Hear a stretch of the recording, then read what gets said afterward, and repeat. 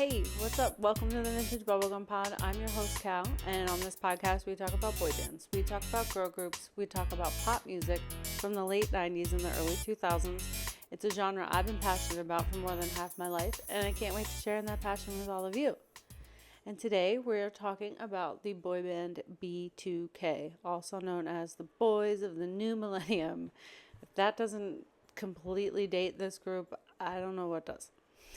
So, after high school, I worked at a movie theater. Started there in 2003, and I worked there until 2006, 2007, something like that.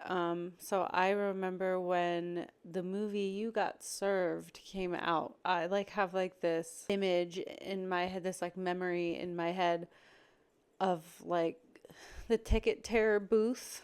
You know, you bought your tickets at the front, and then you walked over and he tore your tickets and you got to go to your theater. And I just have this image of the massive line of people just waiting to go see the movie You Got Served.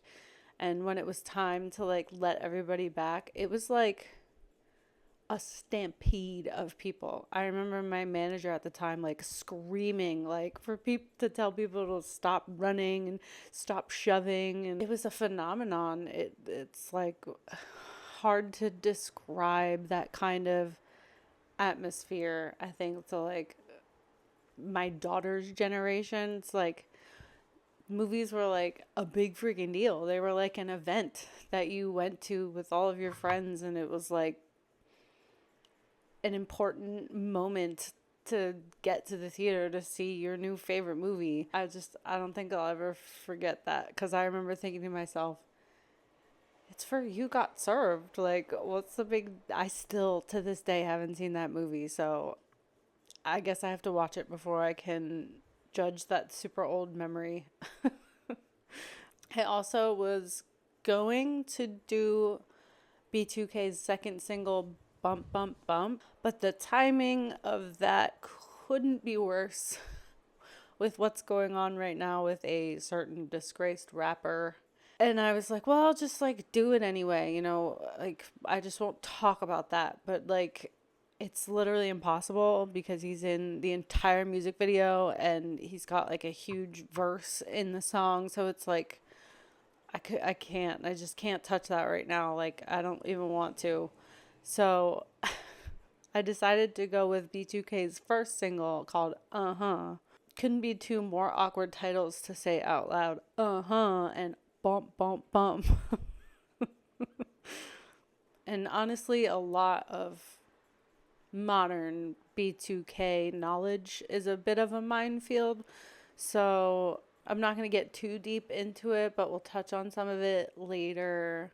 But it's definitely been a journey. There's a lot of stuff I didn't know. I learned along the way. So if you're like me and you're not entrenched in the B2K lore, if you weren't obsessed with them, I hope you find this an informative journey. So, like I said earlier, B2K has got their name because they wanted to call themselves the Boys of the New Millennium, because they were formed in 1998 in LA by a choreographer named Dave Scott with Interscope Epic Records and their manager Chris Stokes. Originally, B2K went by the name Melodic, and there were only the three members were J-Bug, Raz-B, and Lil Fizz. And they were the ones who originally teamed up with Dave Scott. But then the final member, Omarion, he joined in 1999. And they were a boy band for the new millennium. They were a different kind of boy band. They were stated in the past that boy bands of the late 90s were very much bubblegummy and poppy, and there was this R&B to saccharine sweet sound that was happening to a lot of boy bands in the 99-2000 time period, but B2K was very different. They were an R&B group, they were a hip-hop group, so they were bringing a completely different style of boy band to the mainstream that hadn't really been seen for a while, since Boyz II Men. But even Boyz II Men was a little more romantic, whereas B2K was a little more dangerous. Like I said, their first single was called Uh-Huh, and it was released in 2001 off of their self-titled debut album. The song itself was released in July of 2001, and it reached number 37 on the Billboard Hot 100 and number 20 on the Billboard Hip Hop and R&B charts. In the UK, the song reached 35. The B-side for the Uh-Huh single was another song off their debut record called Gots to Be, and it was a ballad. Gots to Be was then also released as a single, and then they had a third single off their debut record called Why I Love You. The whole album, which was a self-titled album, reached number 2 in the US and was certified gold in March of 2002. In 2002, then they also released their second record called Pandemonium! Which included their only number 1 hit, which was Bump Bump Bump. And interesting to learn, I did not know this, and I didn't see it on Discogs, but I'll obviously take the members of B2K's word for it, that Bump Bump Bump was actually written by R. Kelly. So that entire song is just a minefield of nope for me right now. It was written by R. Kelly and featured P. Diddy. Like, alrighty. And Omarion actually announced that they were going to be retiring performing songs they sing that were written by R. Kelly. Pandemonium would reach number 10 on the Billboard charts and would be the last, I love this fact, this is so cool, and I had no idea. Bump Bump Bump would be the last highest charting song from a boy band for over 16 years until the Jonas Brothers in March of 2019. It's crazy to think about because One Direction was in there somewhere. Yeah, I mean, I'm looking it up. One Direction never had a number 1 single on the Billboard Hot 100 chart. So, okay, that's super interesting.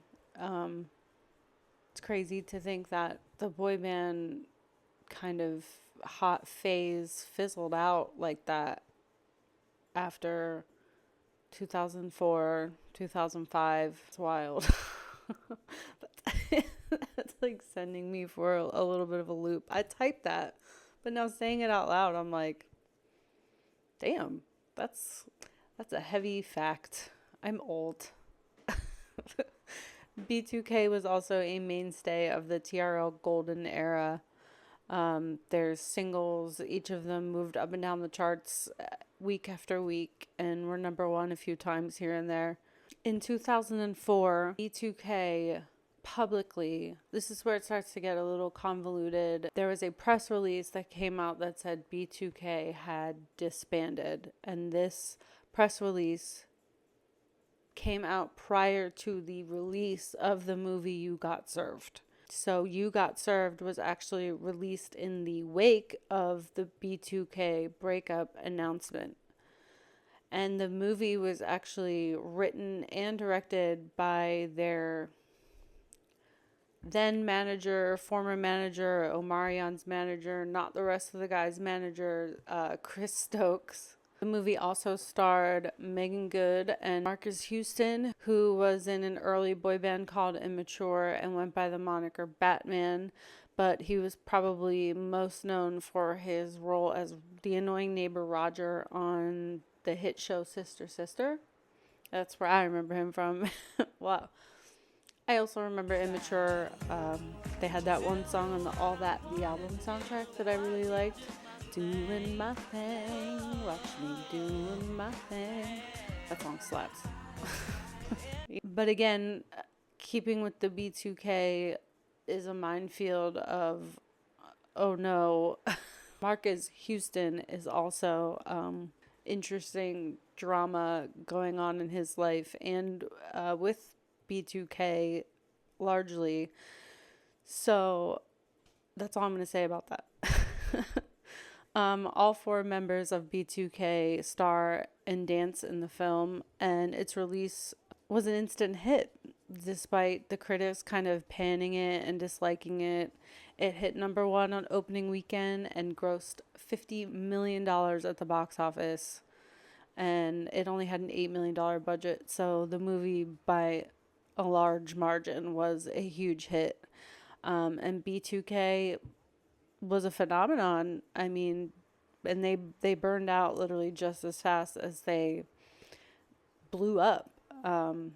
Again, it's another one of these instances where, like, within 4 to 5 years, like, a lot happened to these young kids, and things just kind of didn't work out as well as everyone had kind of hoped. The history and the breakup of B2K itself is pretty messy, to say the least. There's a whole lot of, like, he said this and they said that, and is this true or is that true, and this rumor is confirmed and this rumor is not confirmed, and there's bad blood here, there's bad blood there, there's trauma here and trauma there. It's a really messy situation, and it depends on which one of the members you ask, like, what perspective you're gonna get on their breakup as a whole. Rasby, Lil Fizz, and J-Boog stated in an interview that I'll put here that they were surprised by the press release to hear that B2K had broken up. They just thought they were on a break, taking some time apart, not officially being a disbanded group. Press release went out that the group broke up, and we were like, the group broke up. Oh, so you all didn't put that out? Nah, we just said that we weren't working right now. Omarion remained with their manager, Chris Stokes, and had a pretty successful solo career following the breakup of B2K. The other three members claim that Chris Stokes stole from them, and then several years later, especially Rasby would come out and say a lot more damaging things about what happened between him and his group mates and Chris Stokes and Marcus Houston. It's a lot of really nasty, ugly stuff. And Omarion says he knows nothing about any of it, and he didn't have those experiences and stuff like that. So there was a lot of miscommunication going on between the members of B2K, which, especially when you're young boys, I mean, by the time You Got Served came out, they were all like 19, 20-ish, which is, like, all of these groups, everyone is just so young. It's crazy to look back on. Yeah, so like many years later, they would admit that there was a lot of bad blood between all four of them, arguments and miscommunications that ultimately led to the breakdown of the group itself. Omarion, was asked about Chris Stokes, and he says that the other three were making a lot of false accusations. And then Chris Stokes was also kind of asked about it, and he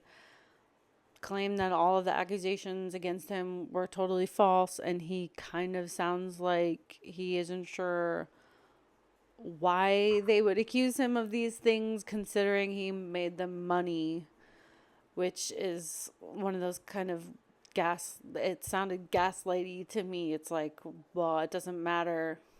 I gave you this life. I gave you all this money. I did all these nice things for you. Why are you treating me this way? All the other, false allegations and the things being made about me and the Ultimate Group are really, really shocking, because we've done nothing but give them love. I've created movies for them. I've written movies for them. I've given them, they've been in the group. They've been on tours. They've really made, money since they've been with me. So, I don't know.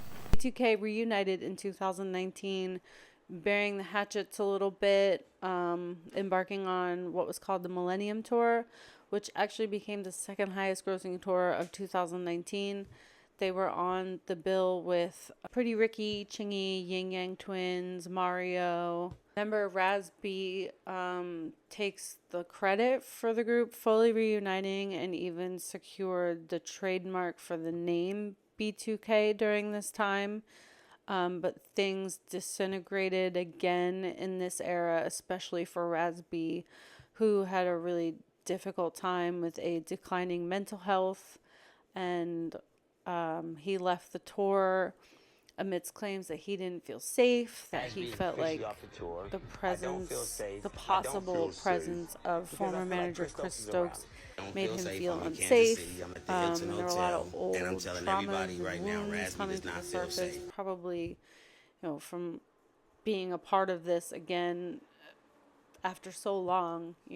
Seems like he wasn't able to get the help that he needed to heal, or start healing, or try to heal, or work through these really awful things that allegedly happened to him. Took to Instagram to make these claims. There was a video of Raz on the roof of a place, looking like he was,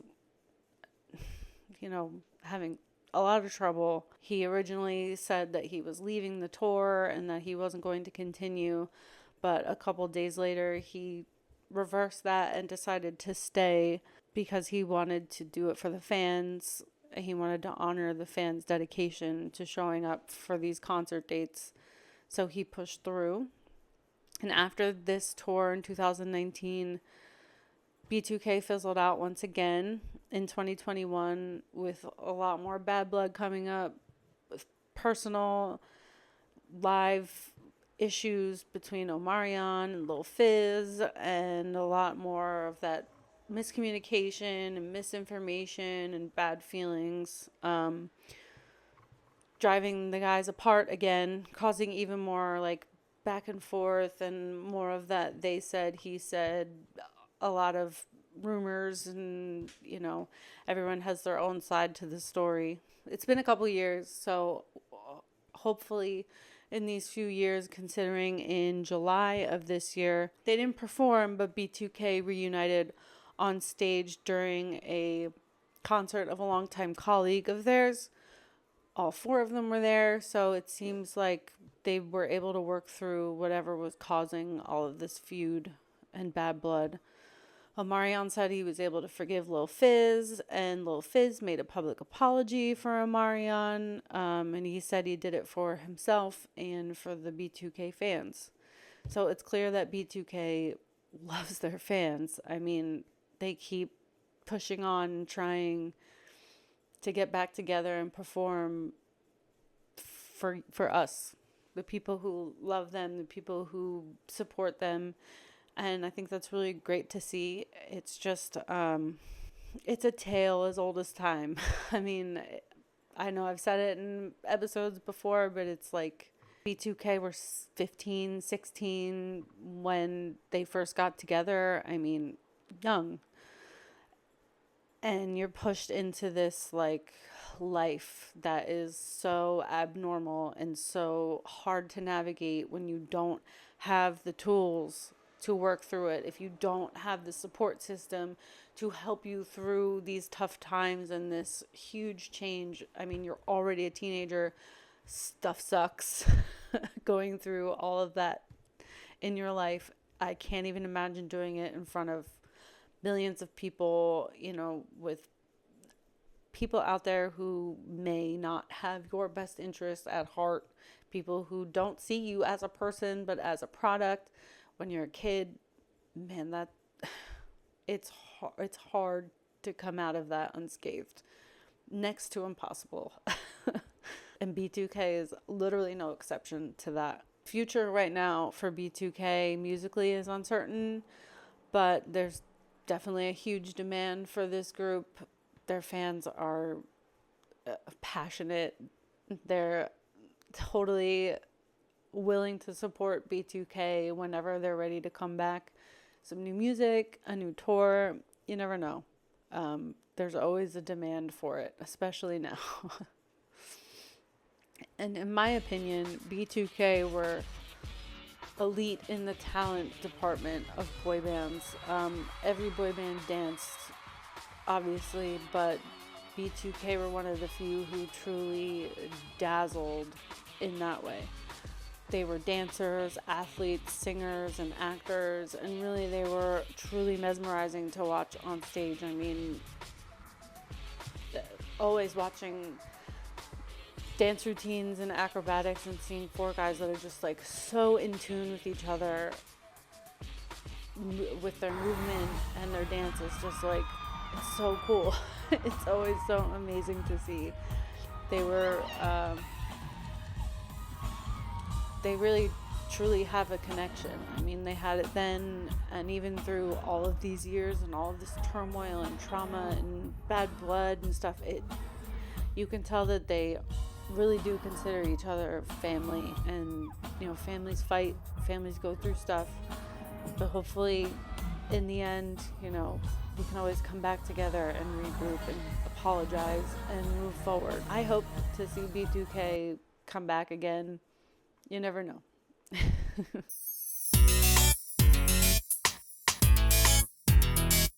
So now it's time for the good old lyric read, and this one, so like I said, these boys were 15 and 16. I mean, the rap at the end of the song even has him saying, "I'm only 15, what do I need with a wife?" So keeping that in mind, it is, this is just me speaking as an old now. This song is just about hooking up with a girl and getting laid. I mean,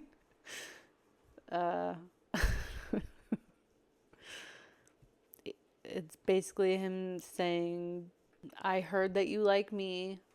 Can you handle me? Because I'm the guy in your dreams. I've got money. I've got the car. I'll treat you good. And you're going to get hooked on me. You want me. I can tell that you want me. Can you handle me? Show me how you work it.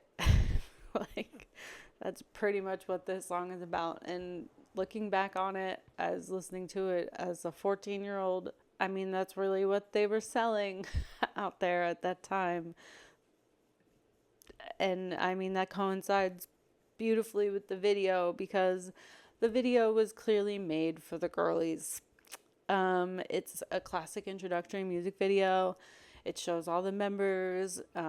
Towards the end of the video, it has all of their names, so you can be introduced to the guys and know their names. But it is so for the girlies. And like I said, I'm stuck on them being like 15, 16 during this era, and that we really just let this kind of stuff slide. I mean, it still is out there today, but not everyone is as young as they were then. Or maybe I'm just not paying attention. Correct me if I'm wrong. Send me an email, vintagebubblegumpod@gmail.com. Be like, actually, this person is 16. You should hear this song. It still happens. I'm sure that it does. But looking back on it as an old now, it's like, all right. The culture was about sex and sex appeal. I mean, it was like shoved into our faces all the time with music videos on MTV and TRL, and it was just the culture of the time. We just, you know, at the time we loved the culture of using women and not caring about their feelings. I mean, it's not B2K's fault. I mean, I know they didn't write it. They just had to sing it and perform it, but like, it still didn't promote anything good. Not only for the culture at large, but as we know, what we know now about what B2K went through, not really that great for themselves personally either. But the music video primarily is about their dancing, showing off how super talented they are. You know, boy bands doing acrobatics was not something you saw very often, so seeing it was like, whoa, these guys are super cool. They're amazing.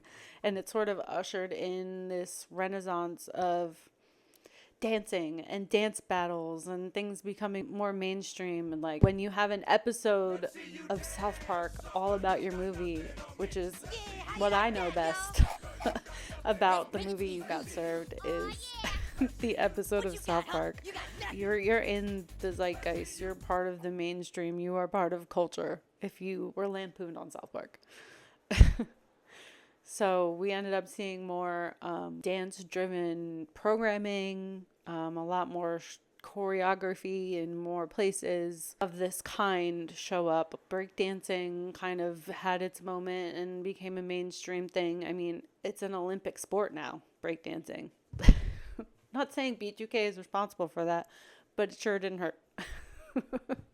Like, really shifted the culture more towards that kind of style of dancing becoming a lot more mainstream, which is cool. I love to see it.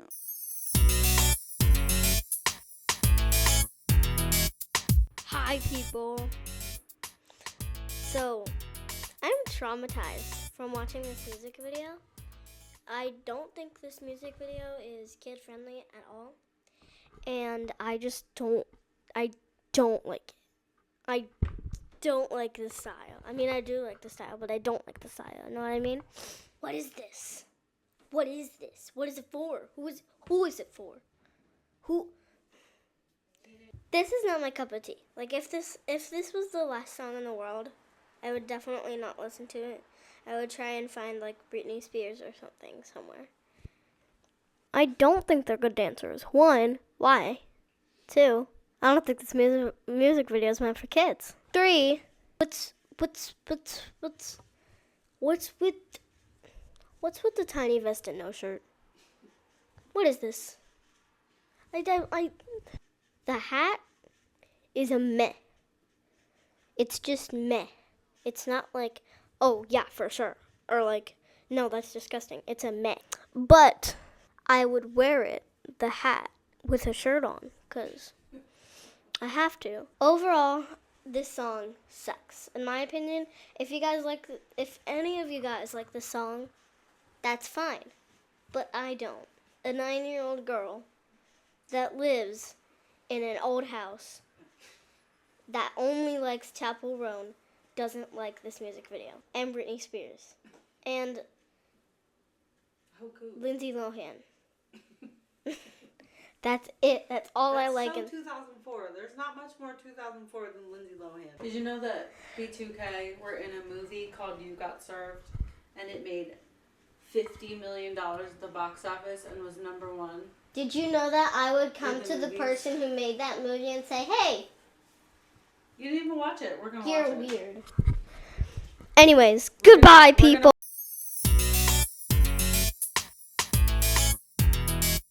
Thank you for tuning in to the Vintage Bubblegum Pod. Like always, Vintage Bubblegum Pod is a one-woman show. It's just me. I write, research, edit, record, social media, which I've been doing really terrible at. I manage this all the time. I'm in the TikTok. I'm in this. Yeah, we have TikTok, Yeah. Instagram, YouTube, Spotify. Yeah. Follow at Vintage Bubblegum Pod. You can reach me on any of those platforms, or you can email me vintagebubblegumpod@gmail.com. Next week, I think we're going to talk about You Got Served, possibly. And the week after, we're going to talk about Nobody's Angel. Okay. You know Nobody's Angel? No. If you want to dance, Oh, get your body in the boat, get your hot dance. Yeah, that song's just like. Subscribe. Do like, it. Subscribe. Do the thing. Like. Do the thing. Subscribe. Do the thing. Like. It's not doing it. Like. Oh, yay. Like and subscribe. Like, Follow. subscribe, follow, share, Do everything. rate. But don't you dare. Show me dislike. love. Don't Show me life. Don't you dare dislike this if it becomes a TikTok. I will sue you. I'm kidding. Children. I don't know what she's talking about. Anyway. High five. It's like, Uh-huh. I'm kidding. Uh-huh. Look how big this toilet is. Uh-huh.